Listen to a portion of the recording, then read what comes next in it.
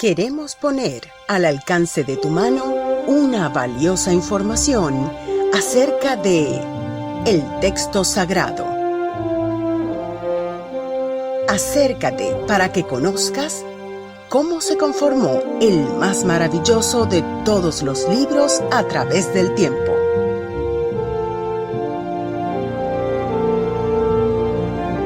Hoy te queremos contar una historia de 6.000 años. No te pierdas este curso multimodular en el que te hablaremos de su origen y transmisión, y también de su corrupción y restauración.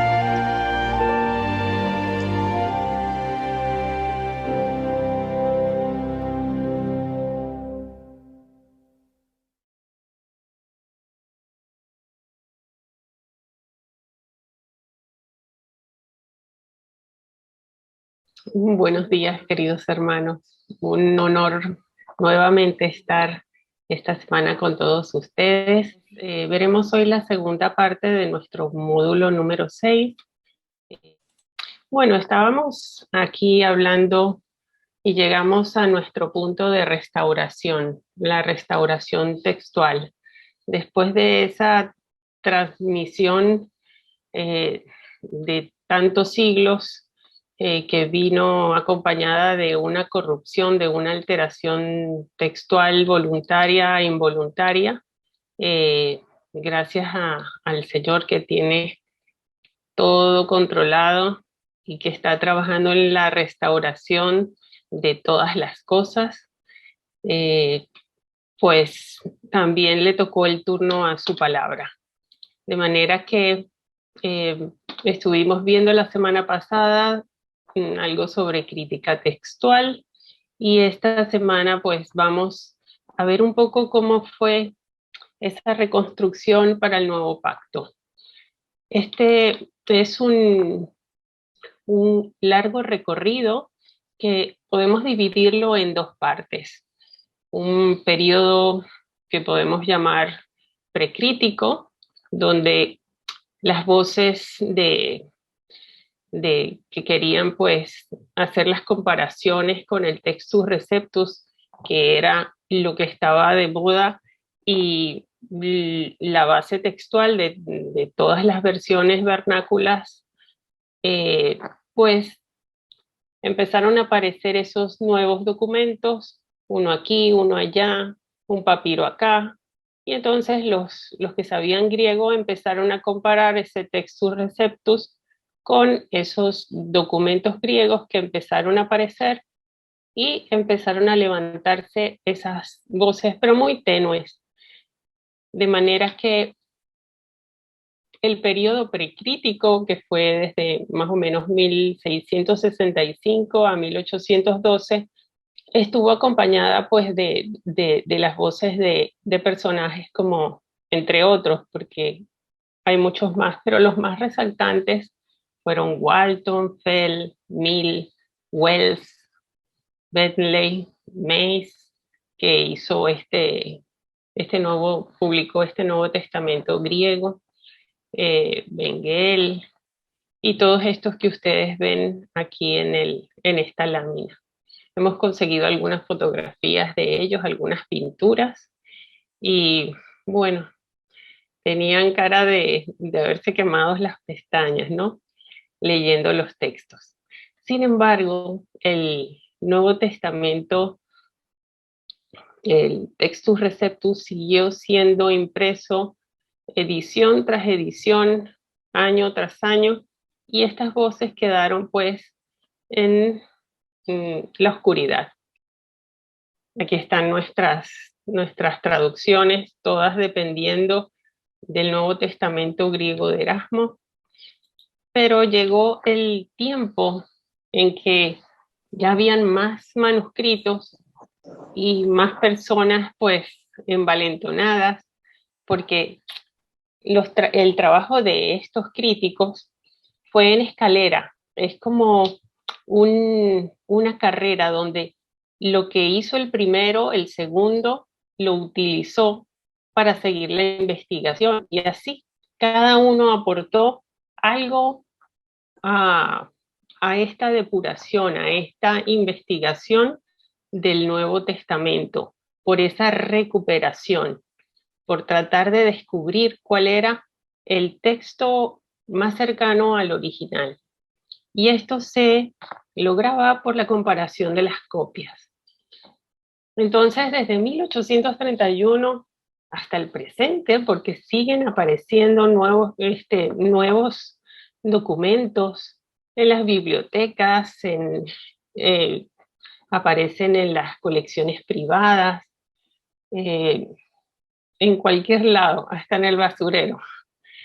Entonces, esto da pues la oportunidad de reformular y de volver a revisar los textos que tenemos, ¿no? Entonces es una revisión constante, dinámica, que no acabará hasta que el Señor venga y diga, aquí les traigo el original. Entonces, todos estos hermanos, estas personas, dieron sus vidas, su dinero, su esfuerzo en este trabajo, ¿no? De la crítica. Entonces, vemos cómo, y aquí hay algunos, son muchos más, pero si ustedes después quieren investigar la vida y profundizar la información, pues van a conseguir bastante información en Internet. También ya están publicadas y se pueden ver se pueden consultar las obras de muchos de ellos. Después, si quieren, les podemos decir dónde, pero es muy sencillo conseguir sus libros. Está todo escaneado y lo pueden leer en línea. Y como les decía, esto es un trabajo de una carrera de postas. Lo que hizo uno, el siguiente lo aprovechó. Y el siguiente que venía, pues también aprovechó y corrigió, porque esto fue acompañado de esos documentos, de esos descubrimientos y también los, los estudios de crítica textual también iban siendo perfeccionados. Entonces las consultas, los documentos, los estudios y más tarde también ayudó mucho la informática. Al primero que le podemos reconocer un trabajo extraordinario fue a Lachmann. Este hombre aplicó una teoría o un método que ya se usaba para revisar y corregir los textos griegos clásicos. Entonces, este método genealógico de los documentos fue aplicado por Lachmann a los documentos del Nuevo Testamento.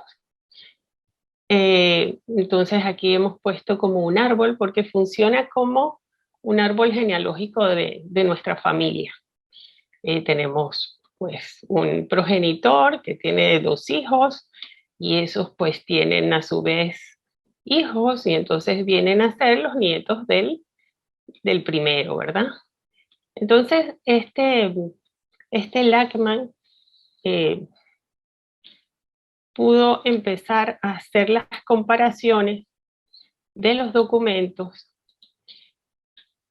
y entonces decía él que cuando encontraba 2 documentos que tenían errores comunes, se podía establecer entre ellos una relación. Entonces, fíjense aquí, él decía, si si tengo 3 documentos y tienen el mismo error, el error común, se podía decir o se podía pensar que los 3 venían de un antepasado común. Igualmente, sí, también podía suceder que no vinieran de un antepasado común, sino que uno de los 3 fuera el manuscrito fuente de los otros 2. Así entonces, si tenemos A, B y C, pudiera ser que vienen o se originan de un alfa. O el A produce, o de A aparecen B y C, o de B aparecen A y C, o de C aparece B y A. De manera que él empezó a hacer estas combinaciones y lo empezó a aplicar a los documentos que tenía a su mano. Entonces encontró también que había manuscritos que tenían errores comunes, pero que no eran común de otro tercero. Sin embargo, había errores comunes que lo compartían A, B y C. Entonces, determinaba o podía inferir que, por ejemplo, los que tenían los dos errores comunes, B y C, se originaban de uno que compartía el error común con A y que esos dos antepasados del B y C, junto con el A, venían de un antepasado común perdido.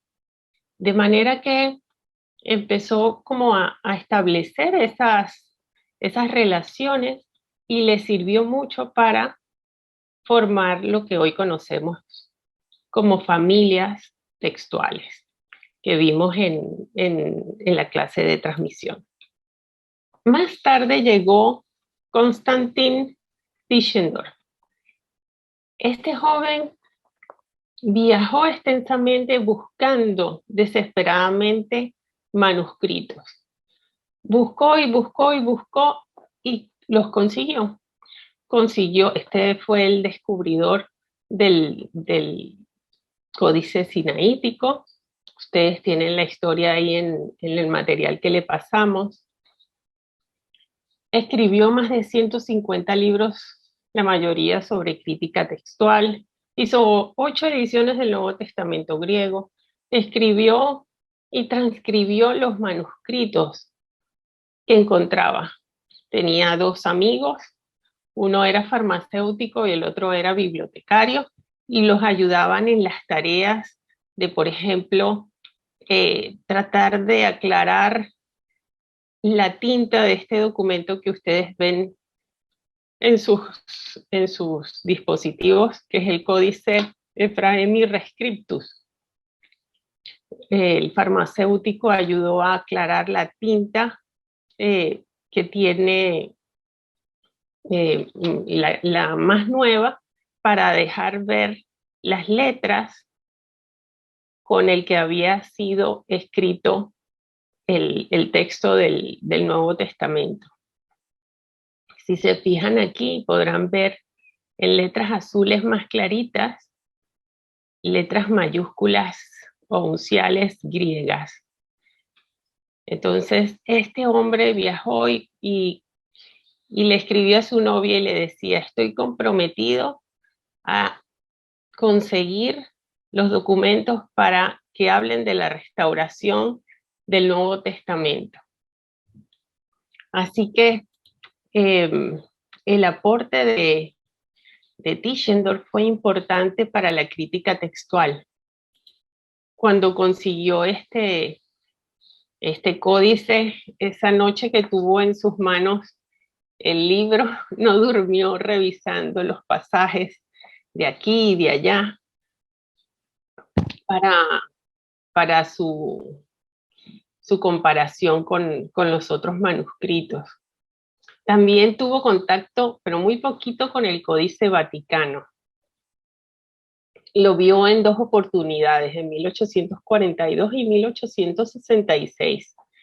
El Papa solamente lo dejó ver unas 6 horas la primera vez y otro poquito en otra oportunidad, y entonces pudo tomar sus notas para ese Nuevo Testamento griego para su última edición, la 8ª. De manera que sí se llegó a aprovechar de este testigo también para su Nuevo Testamento.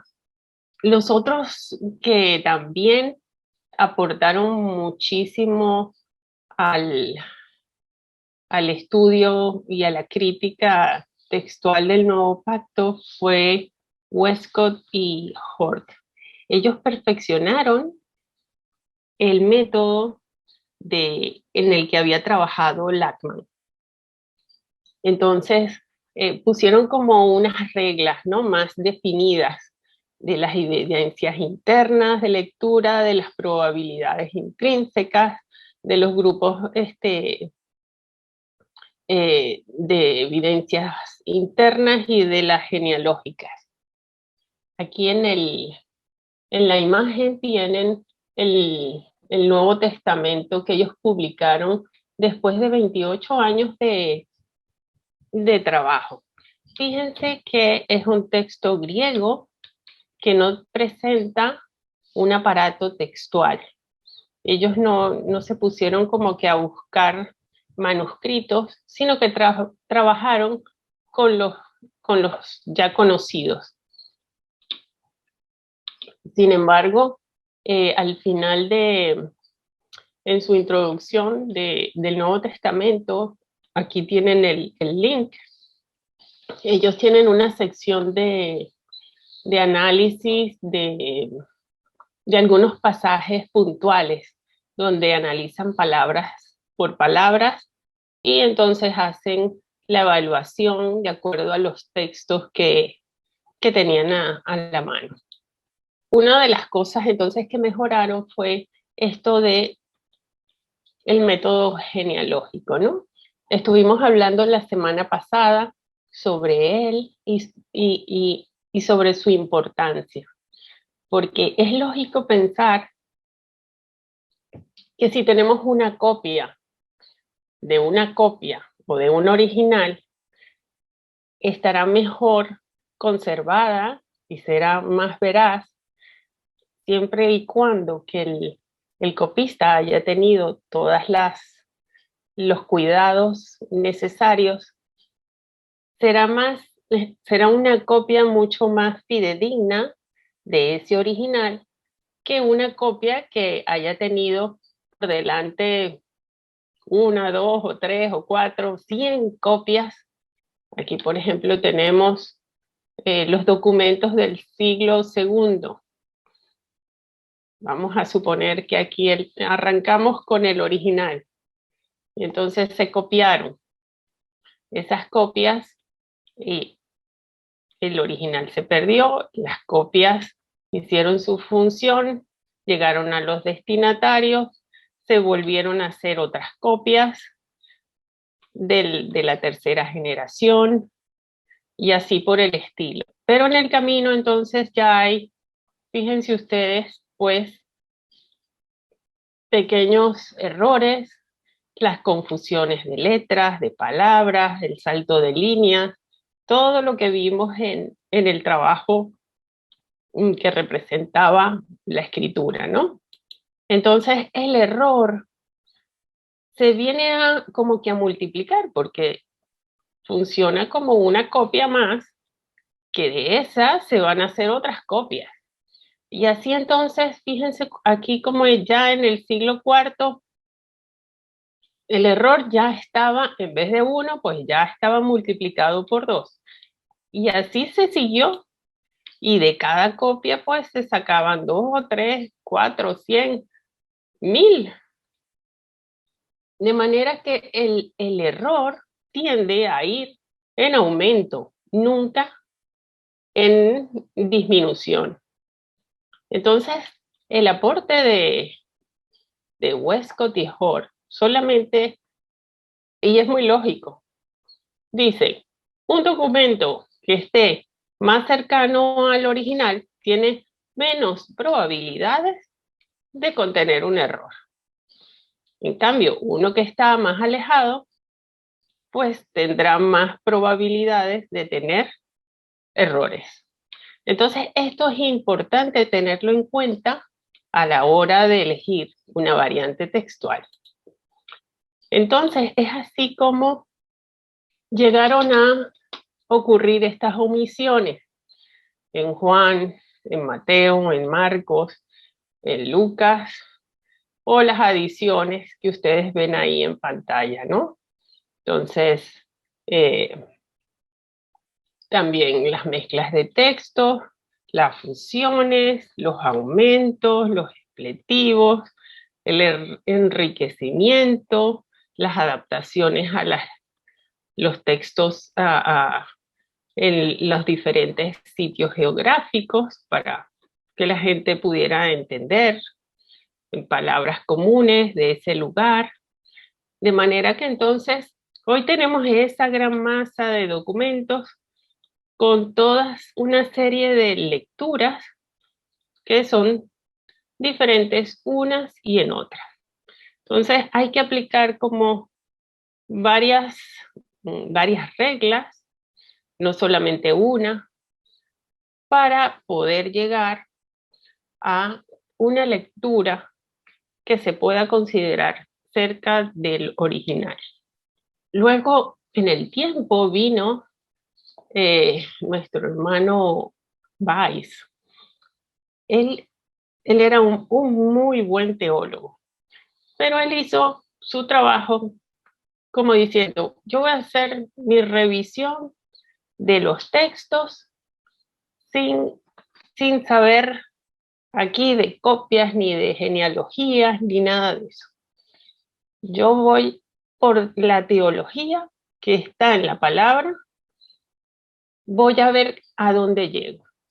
Y entonces empezó a hacer, se fijó que habían armonizaciones, ahí había intercambio de palabras, hizo unas listas de omisiones, de adiciones, de variaciones ortográficas, y entonces llegó a la misma conclusión con su metodología subjetiva, llegó al mismo resultado que habían llegado Westcott y Hort con su metodología objetiva, al mismo resultado. De manera que esto vino como que a confirmar el trabajo de uno y del otro.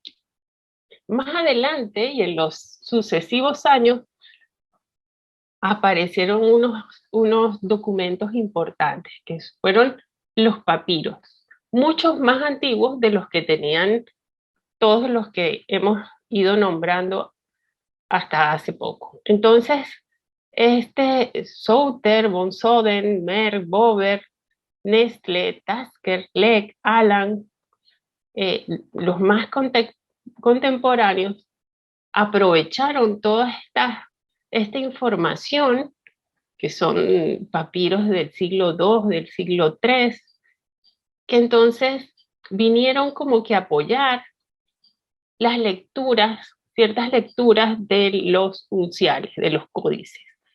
Entonces, estos pedacitos que ustedes ven aquí, muy triturados, muy echados a perder, vienen a confirmar lecturas o vienen a esclarecer porciones que no estaban o añadiduras de los documentos muchos más recientes. De manera que estos aparecieron aquí en los últimos 100 años. Entonces, ¿se acuerdan de esta gráfica que vimos el otro día, verdad? Donde aquí tenemos nuestro eje central de autógrafos ideales que no tenemos, y entonces a medida que nos alejamos de la línea central, tenemos las variaciones y entonces los tipos de texto. Estos son los tipos de texto alejandrino, que aquí están los primeros, están representados como los códices sinaítico, vaticano, y algunas lecturas de otros del siglo V, que son lecturas alejandrinas, y después entonces ya en los siglos más tardíos o más recientes hacia nuestra época, no hay unos testimonios o va disminuyendo.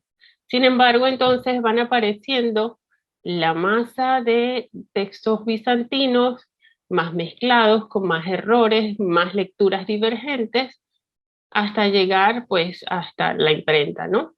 Allí ya cuando se empiezan a hacer las impresiones ya mecanizadas, pues el trabajo manuscrito pues baja considerablemente y ya hasta que desaparece.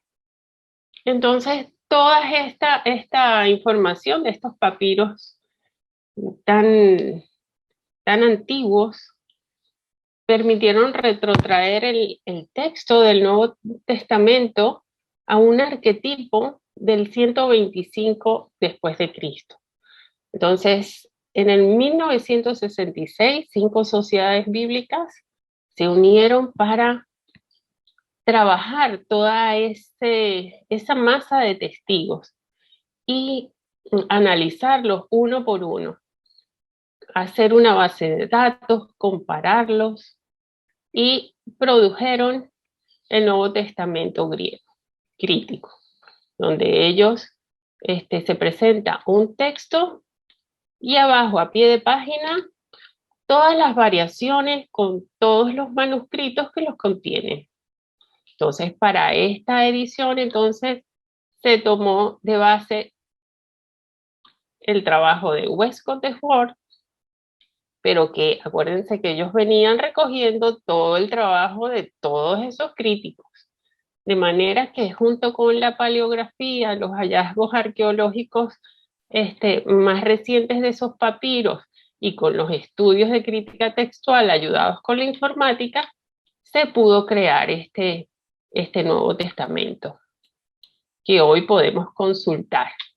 Presenta un texto donde aquí van las variantes mejores o las que se piensan que, que pueden ser las más cercanas a ese original, y en la parte de abajo se tiene lo que se llama el aparato textual, donde se presentan los testigos o los registros, los manuscritos, donde se encuentra esa variante. Entonces ustedes encontrarán pues una serie de siglas que representan a esos manuscritos y sus lecturas divergentes.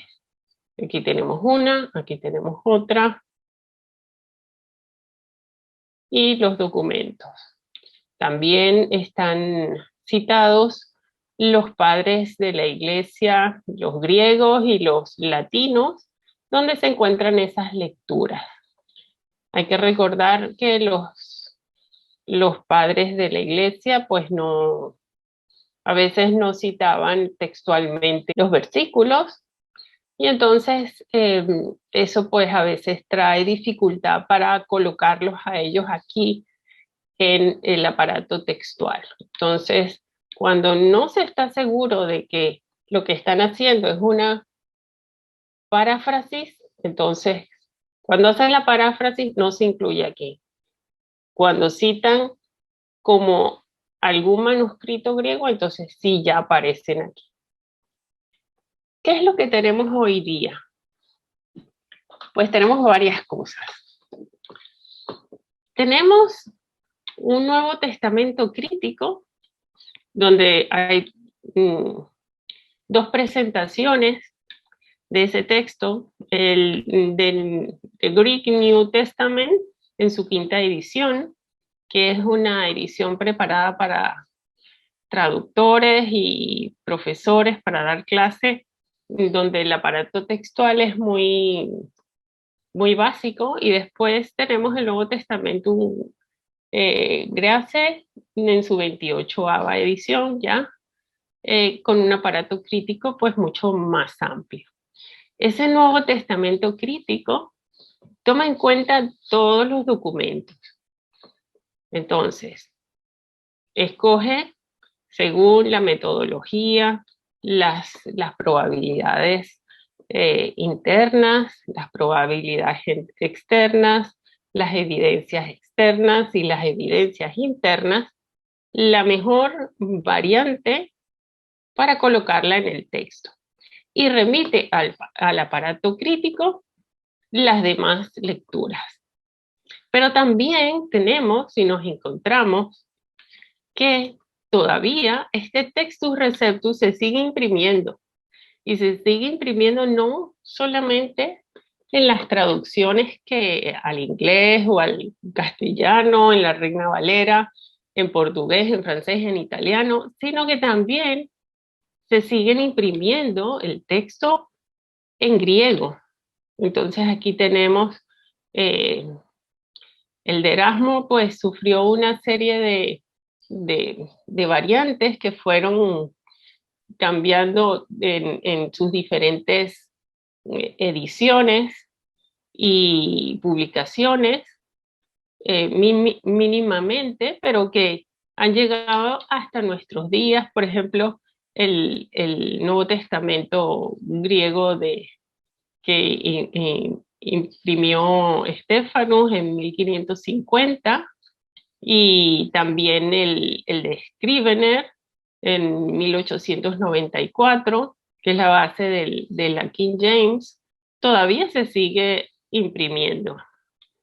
Y aquí entonces les hemos traído una de sus páginas para que ustedes vean cómo se presenta el texto griego. Ponen como un pequeño aparato eh, crítico o informativo donde utilizan, pues, ellos utilizan cuatro fuentes: el Textus de Erasmo, el mayoritario, el de una versión posterior, que ahorita no me acuerdo cuál es, de esas reimpresiones del Textus Receptus, y después citan al Códice Vaticano.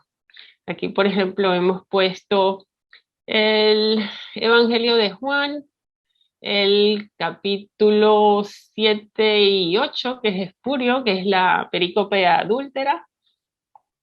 Entonces, para que ustedes vean aquí cómo a pesar de que encima que esto no corresponde a la palabra, eh, pues hay diferentes variantes que presenta los diferentes manuscritos, ¿no? Después tenemos lo que se llama el texto mayoritario, Nuevo Testamento griego, pero donde se utilizan todos los tipos de texto bizantino, porque ellos piensan, los que defienden este texto, que el texto fue como, tuvo que ser preservado, y lejos de que ocurrieran omisiones, porque no las contemplan, y no contemplan tampoco la posibilidad de que un escriba se haya podido equivocar.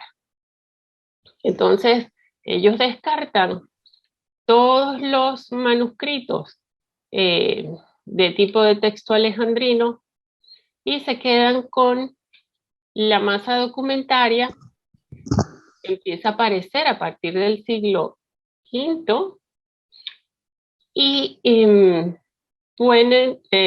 comienzan a contar las variantes textuales de manera así como haciendo una votación democrática. Por ejemplo, me explico. Cada variante, aunque venga de una copia que ha sido alterada previamente, se cuenta como un voto independiente. Entonces, cada variante tiene el mismo valor. No importa que sea del siglo XVII, del siglo XVI, del siglo XV, aunque sea del siglo V. Si es una variante, entonces ellos hacen cuántas veces aparece esta variante, y entonces gana quien tenga el mayor puntaje.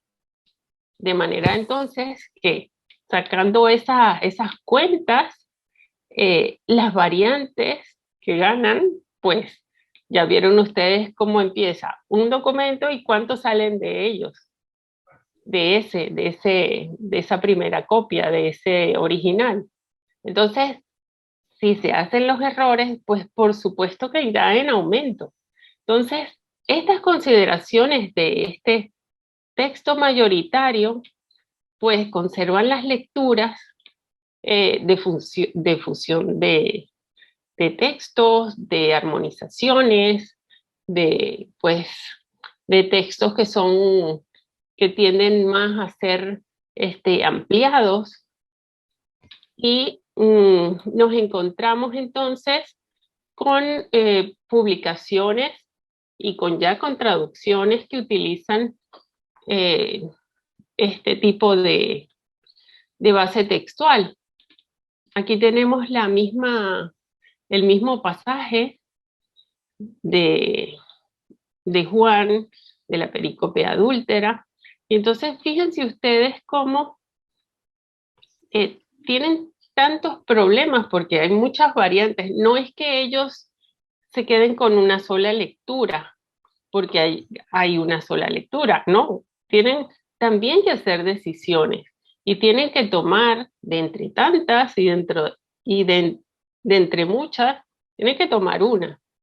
Entonces, aquí, por ejemplo, se consiguen que hay como que dos versiones de esta perícopa, y por eso entonces ponen un texto arriba, un texto abajo, y aquí entonces después un pequeño como comentario diciendo alguna diferencia con el crítico, ¿no? Esos triangulitos son para decir la diferencia. Pero aquí entonces en el lado marginal colocan las otras variantes para que el crítico o el traductor puedan saber que también es esta o la otra variante. Lo que quiero resaltar aquí, que así como los del Nuevo Testamento crítico tienen que escoger variantes, aquí esto también ocurre. Pero aquí a cada variante se les da el mismo valor. Allá en el otro lado no.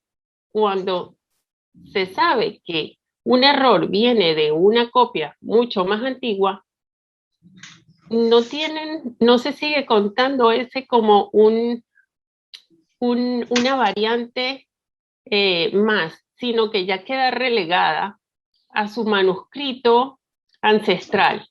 Y entonces ya de ahí en adelante, la variante no es que tenga un valor adicional. Aquí tenemos una comparación entre los distintos Nuevos Testamentos griegos y bueno, podemos ver cómo en los diferentes pasajes, aquí tenemos Hechos 8:37, del que veníamos hablando la semana pasada. El Nuevo Testamento de Erasmo lo registra, pero fíjense ustedes como el Nuevo Testamento que recoge el texto mayoritario lo omite, como el crítico. Sin embargo, en Hechos 20:28, el Textus Receptus tiene la lectura correcta, pero como el texto mayoritario usa ese sistema democrático para recoger la mejor lectura o la que más se repite en sus documentos, entonces tiene que colocar la lectura que viene fusionada, Señor y Dios. Romanos 8:1 tienen ambos la añadidura esa que vimos, que no presentan los manuscritos más antiguos. 1:18 recoge las lecturas como unigénito Hijo, y no unigénito Dios, como lo recoge el crítico. En 1 Juan 5:1, ambos registran la palabra guardamos, en vez del crítico o los documentos más antiguos, practicamos. En Apocalipsis 5:4, pues está la añadidura en el Textus Receptus. Aquí el texto mayoritario no lo registra, como en el crítico. Y en Apocalipsis 6:17, el gran día de la ira de él ha llegado.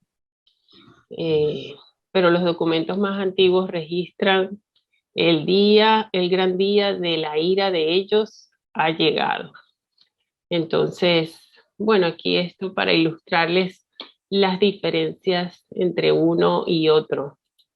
Entonces, ¿qué tenemos? Pues después de esos 14 siglos para el nuevo pacto de copiado manuscrito y sabiendo todo lo que pasó y lo que refiere el trabajo de un escriba, cómo sus tres dedos pudieron introducir variantes textuales a lo largo de todo ese recorrido, tenemos hoy que, pues, preguntarnos nosotros, sabiendo esto, como lectores de la palabra, ¿qué es lo que yo tengo en mis manos? Tengo una Biblia, ¿qué base usa? ¿Qué base utiliza para su traducción?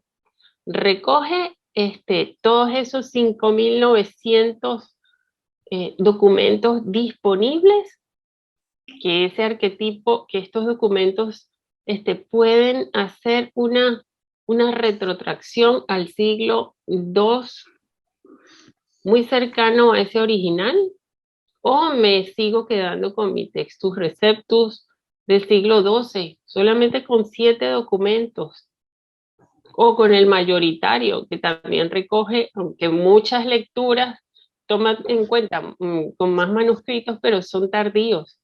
Entonces, eso es lo que nos tenemos que preguntar, sabiendo ya esta historia. Entonces, damos gracias al Señor por su provisión y porque hoy contamos con esta serie de herramientas que nos permiten poder tener un texto depurado para tener con qué trabajar en la traducción, para llevar esto a los idiomas castellano, portugués, inglés, francés, todos de nuestra lengua materna. Y nos acercan pues cada vez más a ese urtext que no tenemos.